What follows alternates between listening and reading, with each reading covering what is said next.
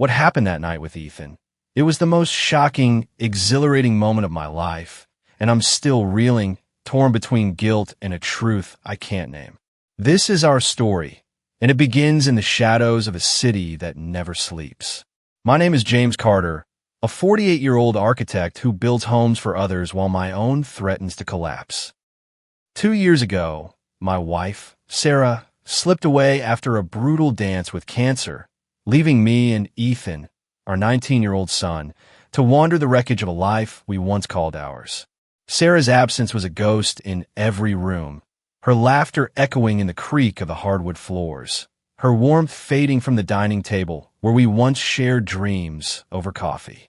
Ethan, now a freshman at the University of Washington, had become a stranger, his brown eyes, Sarah's eyes, shuttered behind a wall of grief. At 6 feet tall, with my stubborn jaw and her restless spirit, he was my heart walking outside my body, yet he spent his days at school or with friends, his bedroom, door's silent barrier. I buried myself in blueprints, sketching houses until my hands cramped, but the emptiness gnawed at me. So, I fought to reach him, cooking his beloved lasagna, leaving notes on his desk. "You've got this, kid." And dreaming of the days we'd race to Pike Place Market, tossing fish with vendors under a sky heavy with clouds. Most nights, though, I ate alone, the rain my only companion, its patter a cruel reminder of the life we'd lost. That evening, as the lasagna bubbled in the oven, the front door groaned open. Ethan stepped inside, his hoodie soaked from the Seattle drizzle, his presence filling the kitchen like a sudden gust of wind. My heart leapt, a flicker of hope igniting. He dropped his backpack, the thud echoing in the quiet, and met my gaze. "Smells amazing, Dad," he said, his voice soft, almost reverent. There was something in his eyes, intense, searching, that sent a shiver down my spine, a feeling I couldn't place but couldn't shake. "Thought I'd make your favorite," I said, forcing a smile as I pulled the dish from the oven, its heat warming the air between us. To my surprise, Ethan grabbed plates, his movements deliberate, and joined me at the table. The silence wasn't heavy, but it was alive, charged with something unspoken. As we ate, I stole glances at him, noticing how his gaze lingered on me, not the food. It was subtle, a flicker of something too deep, too raw, that made my stomach twist. Was it gratitude? Need? Or something I dare not name? The rain outside pounded harder, a drumbeat urging me to look closer, to see what I'd been blind to. "How's school?" I asked, my voice a lifeline tossed into the void. "Fine," he murmured, his eyes never leaving mine. "Working on a project about Puget Sound. Kinda cool." I grasped at the thread, desperate to hold him close. "You always loved the water. Remember Alki Beach? You were obsessed with those tide pools. Soaked your sneakers to the bone." A smile broke through, faint but real, like sunlight piercing the clouds. "Yeah, you were so mad," he said, his laugh a melody I hadn't heard in months. "But you stayed out there with me, didn't you?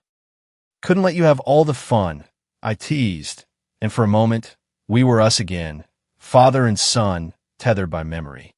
But his gaze lingered, too long, too heavy, and my heart raced, a warning I couldn't heed. After dinner, Ethan stayed, drying dishes as I washed, his shoulder brushing mine in the cramped kitchen. "You don't have to help," I said, my voice betraying a tremor. "I want to," he replied, his tone firm, his eyes locking onto mine with an intensity that stole my breath. My hands faltered, soap slipping through my fingers. What was this? A son's love, or something darker, stirring in the shadows of our grief? I told myself it was nothing, that I was reading too much into a moment born of loss. But the air crackled, a storm brewing beneath the surface, and I knew, deep down, that this night was only the beginning. Days later, I sought refuge at a grief support group near Capitol Hill, a sanctuary of strangers sharing stories over lukewarm coffee. I didn't speak of Ethan's gaze or the way my heart quickened when he stood too close. Instead, I listened, finding solace in others' pain.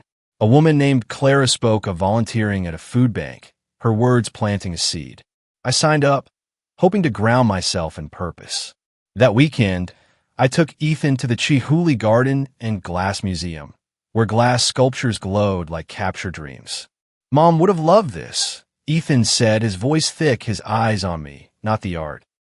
She would, I whisper, my throat tight.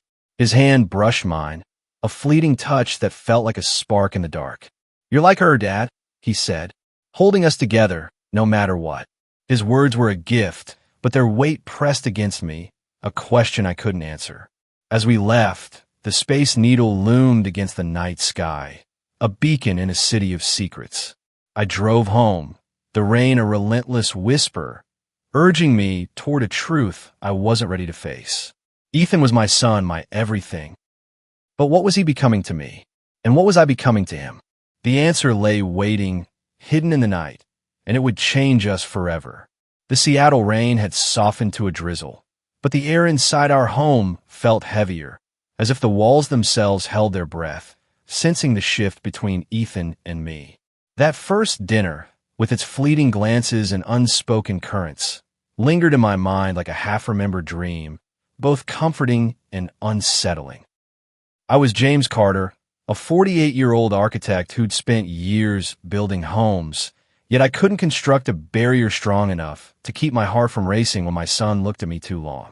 Ethan, my 19-year-old, 6-foot-tall son, was no longer the boy who'd chased tide pools at Alki Beach.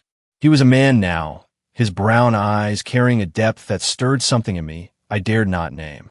As days turned to weeks, our bond grew closer, but so did the shadow of something else. Something that threatened to unravel everything I thought I knew about being a father. Ethan's presence in the house became a constant, like the hum of the city outside our windows. Where he'd once retreated to his room or vanished with friends, he now sought me out, his footsteps a quiet rhythm in our suburban Seattle home. One evening, as I wrestled with a leaky faucet in the kitchen, Ethan appeared, leaning against the counter. "Need a hand, Dad?" he asked, his voice steady, his gaze fixed on me with that same intensity I'd noticed before. My hands faltered, the wrench slipping slightly. "Sure," I said, forcing a smile. "Grab the toolbox from the garage." He returned with the tools, standing close as we worked, his shoulder brushing mine in the cramped space. The faucet groaned under our efforts, but it was the heat of his proximity that made my pulse quicken. "You're good at this," he said, his tone warm, almost reverent. "You always know how to fix things." His words were simple, but the way he looked at me, eyes soft, lingering, felt like a weight I couldn't carry. I mumbled a thanks, focusing on the pipes, but my mind spun. Was this just a son's admiration, or was I seeing shadows where none existed? The next weekend, we watched a Seahawks game, a ritual Sarah had loved, her cheers once echoing through our living room. Ethan sprawled on the couch, closer than usual, his knee grazing mine as he leaned in to point at the screen. "That was a terrible call," he laughed, his hand resting briefly on my arm. The touch was fleeting, but it burned, a spark that refused to fade. I shifted, creating distance, but his gaze followed, warm and unwavering. "You okay, Dad?" he asked, his voice low, as if he sensed the storm in my chest. "Yeah," I lied, my throat tight. "Just tired." But I wasn't tired. I was terrified, caught in a dance I didn't understand, each step pulling us closer to a line I feared we'd cross. Seeking clarity, I joined a community art therapy session at a center near Pike Place Market, a new venture inspired by my grief support group. The room smelled of paint and coffee, a haven where strangers turned pain into color. Ethan surprised me by tagging along, his curiosity piqued when I mentioned it. We sat side by side, brushes in hand, tasked with painting a memory of Sarah. I painted her at Gasworks Park, her hair catching the sunset's glow. Ethan's canvas showed her laughing in our backyard, a moment so vivid it stole my breath. "She'd love this," he said, his voice thick, his eyes meeting mine. His hand brushed mine as he reached for a brush, and I froze, the air crackling with something I couldn't name. The instructor praised our work, but I barely heard her, my heart pounding with a truth I wasn't ready to face. Ethan's photography added another layer to our story. He'd taken up the hobby at school, capturing Seattle's soul, ferries gliding across Puget Sound, the Fremont Troll lurking under the bridge. One evening, he showed me his latest shots on his laptop, his excitement infectious. "Check this out, Dad," he said, scooting close on the couch. The photos were stunning, but one stopped me cold. A candid of me in the garden, my face lit by dusk, eyes distant. "You looked so real," Ethan said, his voice soft, his gaze intense. My stomach twisted, pride warring with unease. "You're talented," I managed, but the image haunted me, a mirror reflecting something I couldn't ignore. At Gasworks Park one Sunday, we walked the trails, the city skyline shimmering across Lake Union. The sunset painted the sky in hues of orange and pink, a scene Sarah would have captured with her old Polaroid. Ethan paused, his camera clicking, then turned to me. "You make everything better, Dad," he said, his voice raw, his eyes holding mine like a lifeline. The words were a gift, but their weight pressed against me, a question I couldn't answer. I smiled, deflecting, but my heart raced, a warning I couldn't heed. "Just doing my job," I said, but the lie tasted bitter. Back home, I started a journal, a habit born from the support group's advice to process my thoughts. Late at night, under the glow of a lamp, I wrote about Ethan, his laughter, his gaze, the way he filled the house with life, yet left me breathless with fear. Was I imagining this? Or was something stirring, born of our shared grief, threatening to pull us under? I volunteered at a food bank near Capitol Hill, sorting canned goods under fluorescent lights, hoping the work would anchor me. But Ethan's presence followed, a shadow I couldn't shake, his compliments echoing in my mind. "You're the best, Dad. You make this house feel alive." As I lay in bed, the rain a soft lullaby, I felt the tide shifting. Ethan was my son, my everything, but his closeness was a flame, warm, inviting, yet dangerously close to burning us both. What was he seeking in those lingering looks, those gentle touches? And why did my heart answer, even as my mind screamed to stop? The answer waited, hidden in the night, a secret that would change us forever, pulling us toward a truth we couldn't escape. The Seattle sky hung low, a tapestry of gray that mirrored the turmoil churning in my chest. Each raindrop on our suburban home's windows felt like a whisper, urging me to face the truth I'd been dodging since that first lasagna dinner with Ethan. I was James Carter, a 48-year-old architect who'd spent years crafting homes for others, yet my own was becoming a labyrinth of emotions I couldn't navigate. Ethan, my 19-year-old son, was a 6-foot shadow of his mother, Sarah, whose death 2 years ago left us both adrift. His lingering gazes, the warmth of his touch, had ignited a spark I couldn't extinguish, a mix of pride, fear, and something darker that haunted my sleepless nights. As weeks unfolded, our bond tightened, but so did the invisible thread pulling us toward a precipice, and I wondered if we'd fall or find a way to step back. Ethan's presence was a constant now, his footsteps a quiet pulse in our home. Where he'd once been a ghost, slipping out to friends or school, he now filled every corner with life and tension. One evening, as I chopped onions for a grilled salmon dinner, a Seattle staple, Ethan appeared, leaning against the counter. "Let me help, Dad," he said, his voice soft but steady, his brown eyes catching the kitchen light. I handed him a knife, my fingers brushing his, a jolt racing through me. "Slice the zucchini," I said, my tone sharper than intended, trying to anchor myself in the mundane. He stepped close, his arm grazing mine as he worked, the air thick with unspoken words. "You make this look easy," he said, his gaze lingering too long, a smile playing on his lips. My heart thudded, a warning I ignored, drawn to the warmth in his voice like a moth to flame. The next night, we settled on the couch for a movie, a comedy we'd watched a dozen times when Sarah was alive. Ethan sat closer than usual, his shoulder pressing against mine, his knee brushing my thigh. The screen flickered, but my focus was on him, the heat of his presence, the way his laughter felt like a lifeline. "You're always working so hard, Dad," he said suddenly, his voice low, cutting through the film's dialogue. "You deserve to relax." His words were kind, but his eyes held an intensity that made my stomach flip. "I'm fine," I said, shifting away, but his gaze followed, unwavering.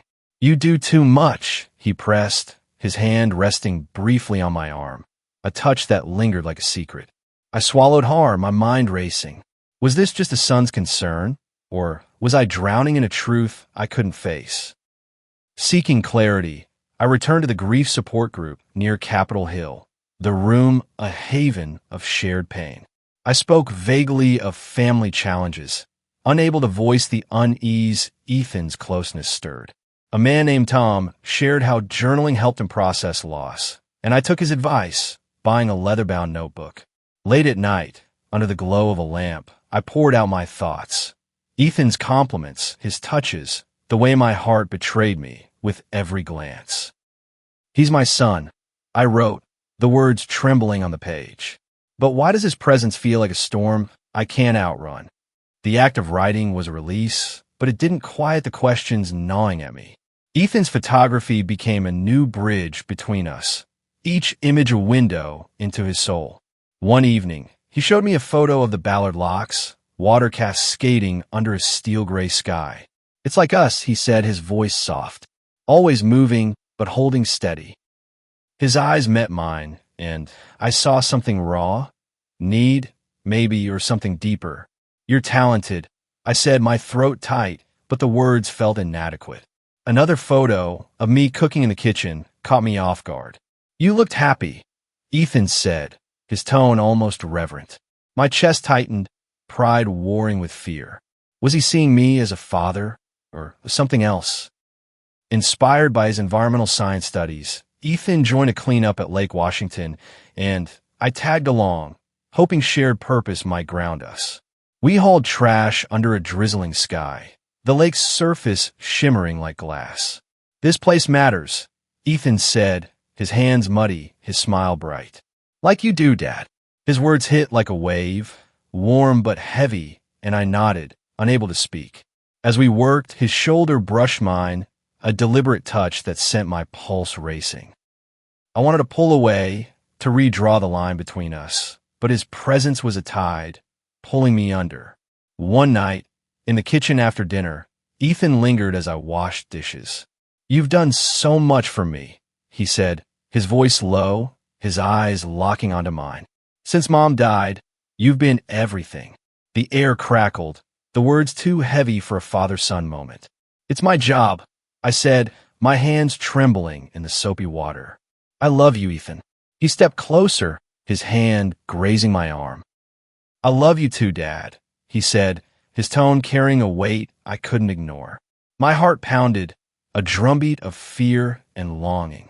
I turned away, focusing on the dishes, but his presence burned, a flame I couldn't douse.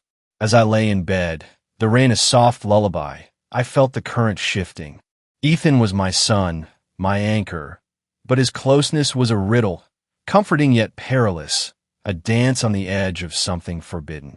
What was he seeking in those touches, those words? And why did my soul answer, even as my mind screamed to stop? The journal lay open beside me, its pages a confession I couldn't share. Seattle slept, but our home was awake, holding a secret that threatened to consume us. The night stretched on, a promise of revelations I wasn't ready to face, pulling us toward a truth we couldn't escape. The Seattle rain had ceased, leaving a stillness that pressed against our home like a held breath, as if the city itself sensed the line Ethan and I were inching toward. I was James Carter, a 48-year-old architect whose blueprints could shape skylines, but couldn't chart the maze of emotions entangling me with my son. Ethan, my 19-year-old, 6-foot-tall son, was a mirror of his mother, Sarah, whose absence 2 years ago left us grasping for each other in the dark. His lingering touches, his heavy words, had woven a web of warmth and dread, pulling me into a dance I didn't understand. That night, as the house slept, a door creaked open, literally and figuratively, And what happened next was a storm of passion and guilt that changed us forever, a secret I'm still unraveling. Days had blurred since our Lake Washington cleanup, each one heavy with Ethan's presence. His compliments, "You make everything better, Dad." And his closeness on the couch had become a rhythm, both comforting and perilous. I carried my journal like a lifeline, its pages filling with confessions I couldn't speak. The thrill of his gaze, the shame of my racing heart. One evening, as I grilled salmon in the backyard, Ethan joined me, his camera slung around his neck. "Got a new project," he said, snapping a photo of the Olympic Mountains glowing pink across Puget Sound. "It's about hidden beauty." His eyes met mine, soft and searching, and my chest tightened. "Sounds amazing," I said, but his words felt like a riddle, hinting at truths we hadn't named. That night, we ate on the porch, the air cool and sharp with the scent of cedar. Ethan's knee brushed mine under the table, a deliberate touch that sent a shiver through me. "You're always taking care of me," he said, his voice low, his fork pausing midair. "I don't say it enough, but you are everything." The words were a gift, but their weight pressed against me, a question I couldn't answer. I smiled, deflecting, but my heart pounded, a drumbeat of fear and longing. "Just doing my job," I said, but the lie tasted bitter, and his gaze held mine, unwavering, as if he saw through it. Seeking solace, I attended a grief support group near Capitol Hill, sharing vague worries about family dynamics. A woman named Lila spoke of a memory that healed her, dancing with her late husband under the stars. It stirred a recollection of Sarah teaching Ethan to waltz in our living room, her laughter filling the space as he stumbled over her feet. I clung to that image, a tether to normalcy, but Ethan's presence was a current, pulling me away. His photography project grew, capturing Seattle's secrets, the Fremont Trolls' shadowed grin, fairies slicing through mist. One photo of me sketching in my study stopped me cold. "You looked alive," Ethan said, his voice soft, his eyes intense. My throat tightened, pride warring with unease. Was he seeing me as a father, or something more? The tension peaked one night as I lay in bed, the house silent save for the hum of a ceiling fan. I drifted into a restless sleep, my journal open beside me, when a soft knock jolted me awake. "Dad!" Ethan's voice was a whisper, trembling through the dark. My heart leapt, a mix of dread and curiosity. "Yes," I said, sitting up, the bedside lamp casting a warm glow. "Can I come in?" I glanced at the clock. Past midnight, an hour for secrets. "Is something wrong?" I asked, my voice thick with sleep and suspicion. "I just need to talk," he said.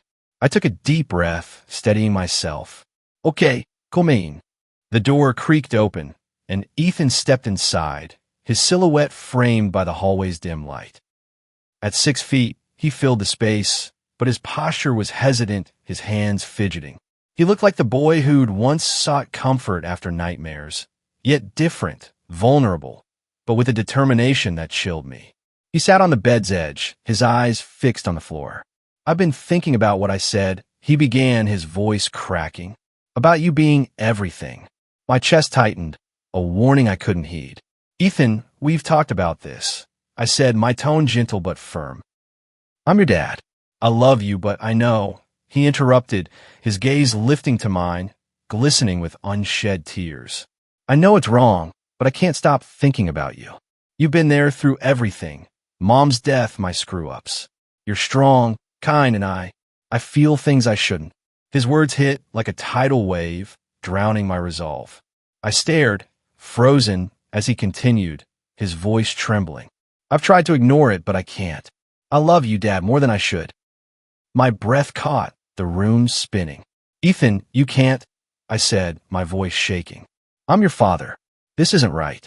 You're confused, and that's okay, but we can't." "I'm not confused," he said, his tone desperate, his hand reaching for mine. "I know what I feel. You're the only one who gets me." His touch was warm, grounding, yet it burned, a spark igniting a fire I'd fought to contain. I pulled back, my heart racing, but his eyes held me, raw and pleading. "Please, Dad," he whispered, tears spilling. Don't push me away. My resolve crumbled, shattered by his pain and my own longing, a void Sarah's absence had carved. I thought of her waltzing with him, her laughter a distant echo, and felt a pang of guilt. Was this my fault? Had I blurred the lines, seeking solace in his closeness? Ethan, I said, my voice breaking, I love you, but not like that. Yet even as I spoke, I wavered, moved by his vulnerability, by the ache in my own heart. Then, in a moment that felt both inevitable and surreal, I softened. Come here, I said, patting the bed beside me. He moved closer, his eyes searching mine, and I leaned in, drawn by a force I couldn't resist. Our lips met, a tentative brush that deepened into a storm of emotion, passion, guilt, release. The kiss was electric, a bomb of tension exploding, and for a moment, the world dissolved, leaving only us. His hands moved, tentative at first, then bolder, tracing paths only Sarah had known. We crossed a line, our actions a blur of need and sorrow, a secret that would bind us forever. When it ended, we lay in silence, the fans hum a soft requiem. Are you okay? Ethan asked, his voice thick. Yes, I whispered, though my heart ached with questions. He left, his good night, Dad, a fragile thread, and I stared at the ceiling, the rain's whisper returning, urging me toward a truth I couldn't escape. The Seattle dawn crept through my bedroom window, a pale light that did little to dispel the shadows left by the night before. The rain had stopped, but the air in our home was thick, heavy with the weight of what Ethan and I had done. I was James Carter, a 48-year-old architect whose life had been upended by a single electrifying moment with my 19-year-old son. Ethan, 6 feet tall with his mother Sarah's eyes, was no longer just my boy. He was a storm, stirring emotions I couldn't name, pulling me into a tide of guilt and longing. That kiss, those touches had shattered the boundaries I'd sworn to uphold, leaving me adrift in a sea of questions. As the city woke, I lay staring at the ceiling, the hum of the fan a faint echo of the chaos in my heart, wondering if we could ever find our way back to solid ground. Morning brought a fragile quiet. I shuffled to the kitchen, the scent of coffee grounding me as I brewed a pot. Ethan appeared, his hoodie rumpled, his eyes cautious but soft. "Morning, Dad," he said, grabbing a mug, his voice steady but carrying a trace of last night's vulnerability. I nodded, unable to meet his gaze, my hands trembling as I poured. "Sleep okay?" I asked, the words hollow.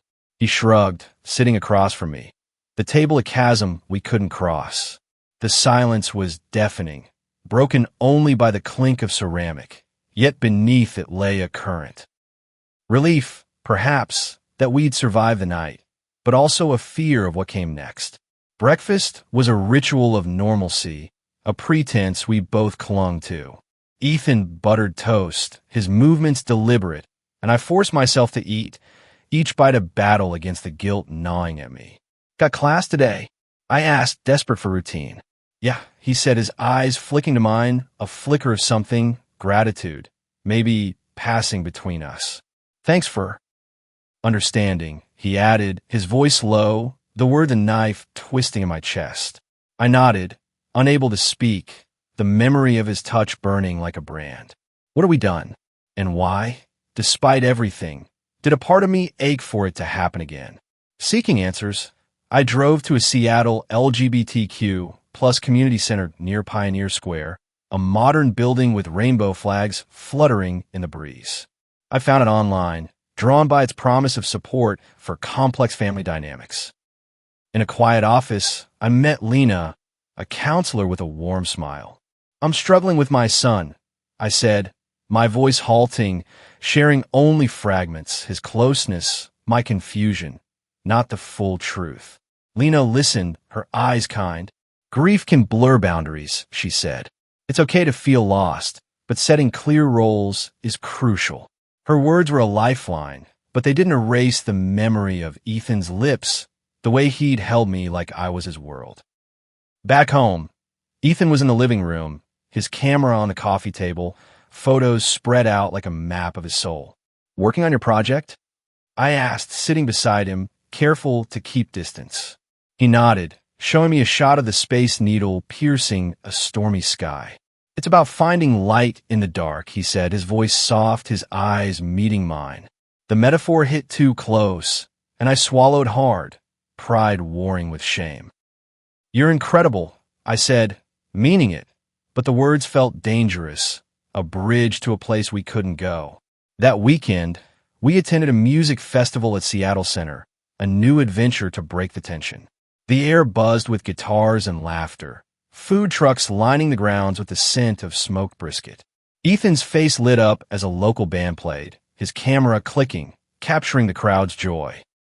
"This is awesome, Dad," he said, his smile genuine, and for a moment, we were just father and son, lost in the music. But when our hands brushed reaching for a fry, the spark returned, a reminder of the line we'd crossed. I pulled back, my heart racing, and he noticed his smile fading. "You okay?" he asked, his voice low. "Yeah," I lied, but the lie was a weight, pressing us further apart. To cope, I started meditation, guided by an app one found after Lena's suggestion. Late at night, in my study, I sat cross-legged, breathing deeply, trying to quiet the storm within. "Let go of what you can't control," the voice urged, but Ethan's face lingered, his tears from that night haunting me. I wrote in my journal, pages spilling with questions. Was this my fault? Had I led him here, seeking solace in his closeness? The words were a release, but they didn't answer the ache in my soul, the part that craved his presence even as I fought it. Ethan, too, sought normalcy. He joined a photography club at school, his project gaining praise from professors. One evening, he showed me a photo of Pike Place Market at dawn, the neon sign glowing against a violet sky. "It's for you," he said, his voice soft, his eyes searching. "You're like this place, always there, no matter what." My throat tightened, his words a gift I couldn't accept. "Thank you," I said, but the distance between us grew, a chasm we couldn't bridge. At the grief support group, I shared more, admitting to blurred lines without details. A man named Sam spoke of forgiving himself for mistakes made in grief, and I clung to his words, hoping they could guide me. Back home, Ethan cooked dinner, lasagna, a nod to our first night, and we ate in silence, the air thick with unspoken truths. "I'm sorry if I made things weird," he said suddenly, his eyes glistening. I need you, Dad." His vulnerability broke me, and I reached for his hand, stopping short. "We'll figure this out," I said, my voice trembling, but the promise felt fragile, a thread stretched too thin. As I lay in bed, the city's hum a distant lullaby. I felt the echoes of that night, his touch, his tears, the line we'd crossed. Ethan was my son, my heart, but he was also a mystery, a force pulling me toward a truth I couldn't face. The journal lay open, its pages a confession of love and guilt. Seattle slept, but our home was awake, holding a secret that bound us, a tide we couldn't outrun, urging us toward a reckoning that would define us. The Seattle air carried a crisp edge, a reminder that summer was fading, much like the fragile normalcy Ethan and I clung to after that night.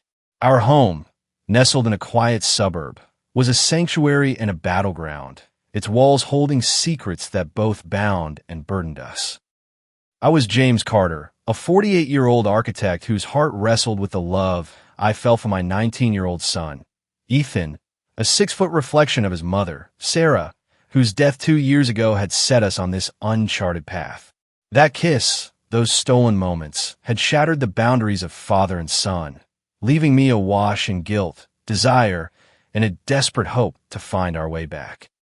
As weeks unfolded, we tiptoed toward healing, but the encounters continued, a tide we couldn't resist, pulling us deeper into a truth I couldn't fully grasp.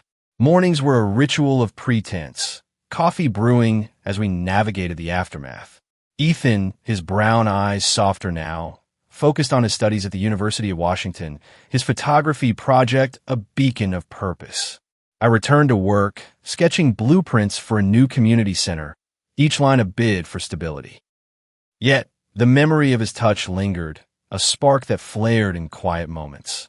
The encounters happened sporadically, late nights when the house was still, his knock at my door siren call. I'd let him in, our actions a blur of need and sorrow, and each time, I'd lie awake after, my journal filling with confessions. I love him, but this isn't right. Why can't I stop? The guilt was a weight, but so was the thrill, a dangerous dance I couldn't quit. Seeking guidance, I started therapy with Dr. Ellis, a kind-eyed woman in a Belltown office overlooking Puget Sound. I've crossed lines with my son, I admitted, my voice halting, sharing enough to seek help but not the full truth. Grief can distort love, she said, her tone steady. You're not alone, but you must redefine your role as his father. Her words were a compass, pointing me toward boundaries I'd failed to set.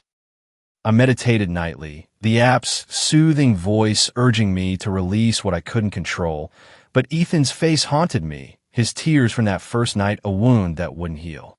Ethan, too, sought purpose. He joined a youth mentorship program at a Seattle community center, guiding teens through environmental projects. It feels good to help, he told me one evening, his camera slung around his neck, photos of Green Lake's herons spread on the table. His passion stirred pride, but his gaze, intense, searching, stirred fear. You're making a difference, I said, my voice thick, and his smile was a gift, bright but heavy with unspoken truths. Like you do for me, Dad, he said, his hand brushing mine, a touch that sent my pulse racing. I pulled back, my heart a battlefield, and he noticed his smile fading, a silent plea in his eyes. To break the cycle, I suggested a family trip to Mount Rainier National Park, a 90-mile drive from Seattle, hoping nature's vastness might reset us. We hiked the Skyline Trail, the mountain's snow-capped peak looming under a cobalt sky. Ethan's camera clicked, capturing wildflowers and glaciers, his laughter echoing like Sarah's. At Paradise Meadow, we sat on a rocky outcrop, the air sharp with pine. Mom loved it here, Ethan said, his voice soft, his eyes on the horizon. She'd be proud of us, right? She would, I said, my throat tight, remembering Sarah's hikes with us, her backpack stuffed with snacks.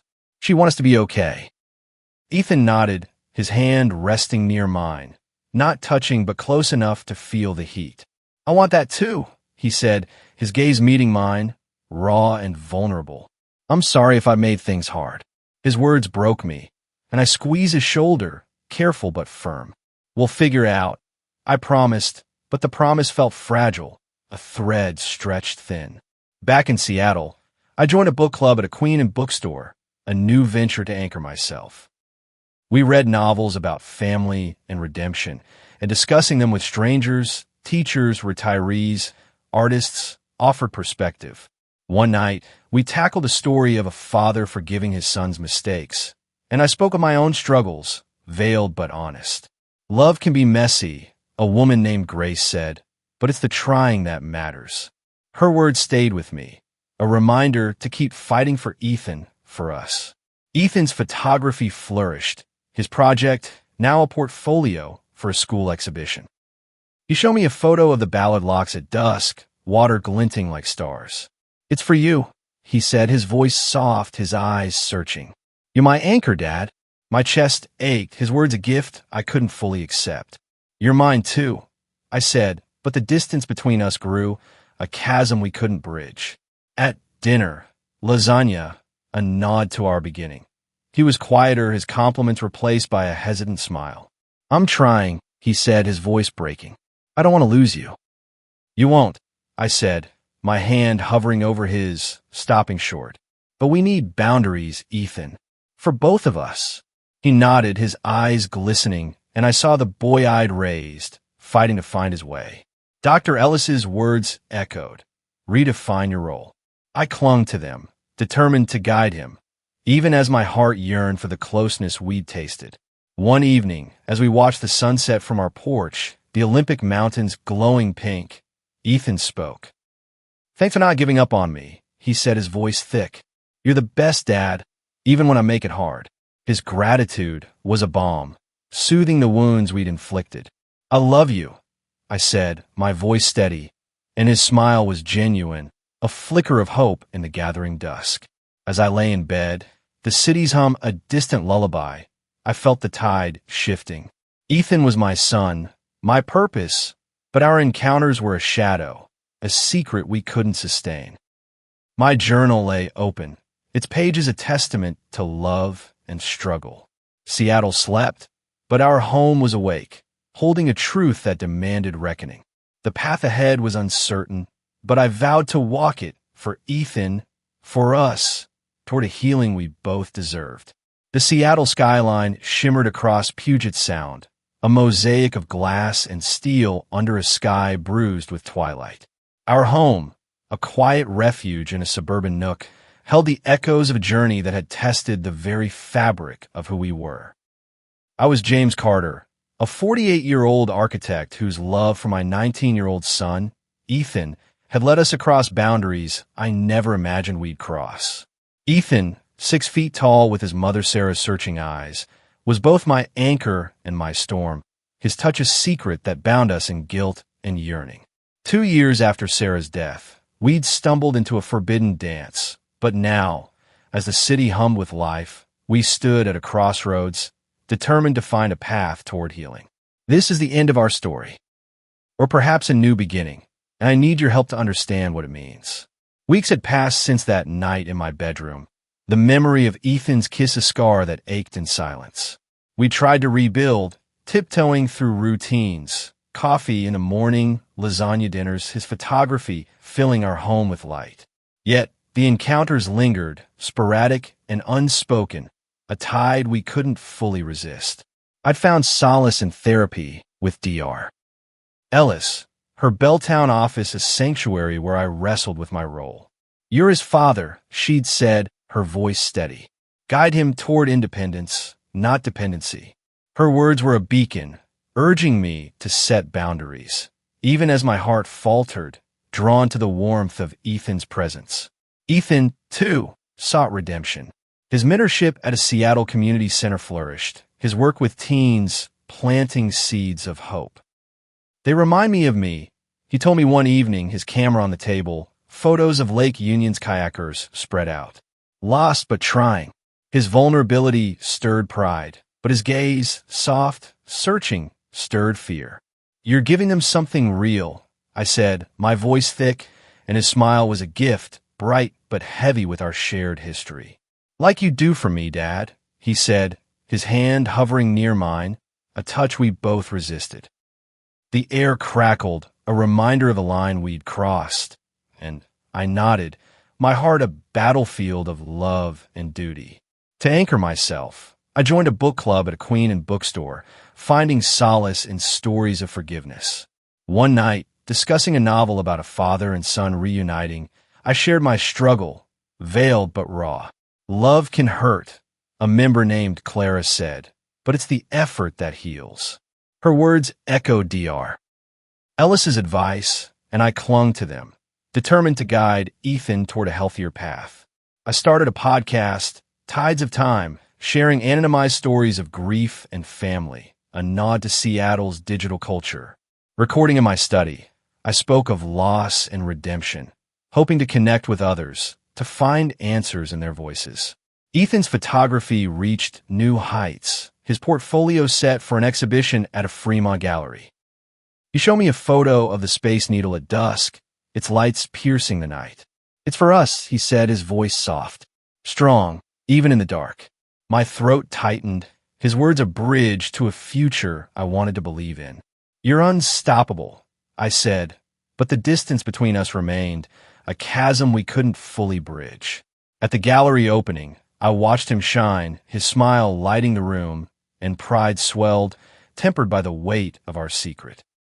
One weekend, I suggested a ferry ride to Bainbridge Island, a 35-minute journey across Puget Sound, hoping the water's vastness might cleanse us. We stood on the deck, the wind sharp with salt, Seattle's skyline fading behind us. Ethan's camera clicked, capturing gulls and waves, but his eyes were on me. "Thanks for everything, Dad," he said, his voice thick. "For accepting me, even when I messed up." His gratitude was a balm, soothing the wounds we'd inflicted. "You're my son," I said, my hand on his shoulder, firm but careful. I'll always be here, but we need boundaries, Ethan. For both of us. He nodded, his eyes glistening. I know, he said, his voice breaking. I'm trying. I love you so much. The words hit like a wave, and I pulled him into a hug, fatherly and fierce. I love you too, I said, my heart steady. But you need to find your own path. Explore who you are outside of us. He smiled, a flicker of hope, and I saw the boy I'd raised, ready to grow. Back home, I sat on our porch, the Olympic Mountains glowing under a pink sunset. Ethan joined me, his camera resting beside him. I'm proud of you, I said, my voice thick. You're stronger than you know. He leaned against me, not too close. And for the first time, the silence felt peaceful, a promise of healing. Thanks, Dad, he said, his smile genuine. For not giving up. As I lay in bed, the city's hum a gentle lullaby. I felt the tide turning. Ethan was my son, my purpose, but our encounters were a shadow we had to leave behind. My journal lay open, its pages a testament to love and struggle, and I wrote one final entry. We're finding our way, step by step. I started a podcast episode, asking listeners, what do you do when love crosses lines? Should I stop this, or is it more normal than I think? I needed your voices, your stories, to guide me. I'm James Carter, and this story, my story with Ethan, has been a journey through shadows and light, a path paved with love, mistakes, and the courage to rise again. Standing on our Seattle porch, watching the Olympic Mountains glow under a fading sunset, I see now what Ethan and I have learned. Love is a powerful force, but it's the boundaries we set that keep it pure. Sarah's absence left us grasping for each other, and in our grief, we crossed lines that tested the very meaning of family. Those moments, charged with passion and guilt, were a storm we barely survived, but they taught us resilience. We stumbled, but we didn't fall. Instead, we chose to rebuild, to redefine our roles, and to honor the love that binds us as father and son. This story isn't just about us.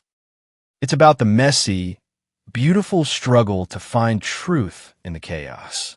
I've learned that healing begins with honesty, with facing the parts of ourselves we fear most. Ethan's courage to confront his feelings and mine to guide him back showed me that love doesn't break under pressure. It bends, it grows, it finds a way. For every U.S. family navigating loss, for every heart wrestling with boundaries, know this, you're not alone. The road to redemption is steep, but every step forward is a victory, a testament to the strength within you. Ethan's photos, capturing Seattle's soul, remind me that even in darkness, there's light waiting to be found. I share this not to shock, but to inspire. Your stories, your struggles matter. They're the threads that weave us together, from the coffee shops of Capitol Hill to the ferries crossing Puget Sound. Let's keep talking, keep growing, keep loving fiercely but wisely. If this story moved you, hit that subscribe button below.